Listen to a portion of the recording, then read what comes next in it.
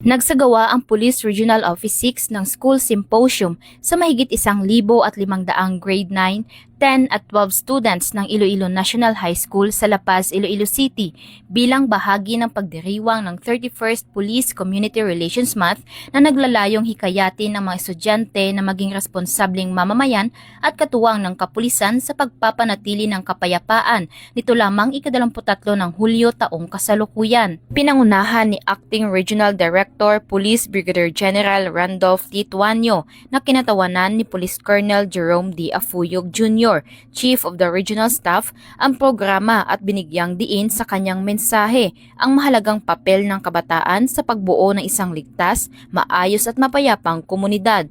For dear students, always remember that your choice today will shape your future tomorrow. I hope nakinig kayo. Every act of kindness, every decision to do what is right, and every effort to become a positive influence contributes to a safer school and stronger community.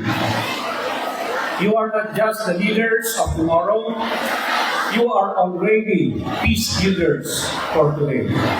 Naging tampok sa symposium ang mga lecture tungkol sa school safety awareness, cybercrime awareness at school bullying and child protection. Patuloy na pinaiigting at pinalalakas ng Pro-6 ang pakikilahok at pakikipagtulungan sa komunidad bilang bahagi ng adhikain nitong isulong ang responsive, trusted at transformative policing tungo sa mas ligtas at mas mapayapang Western Visayas. Ang tagumpay na ito ay umaayon din sa bisyon ng Philippine National Police na bagong PNP para sa bagong Pilipinas, serbisyong mabilis, tapat at nararamdaman. Mula dito sa Western Visayas, ako ang inyong PNN Correspondent Patrolwoman Glidel Astrologo, alagad ng batas, tagataguyod ng Balitang Pulis.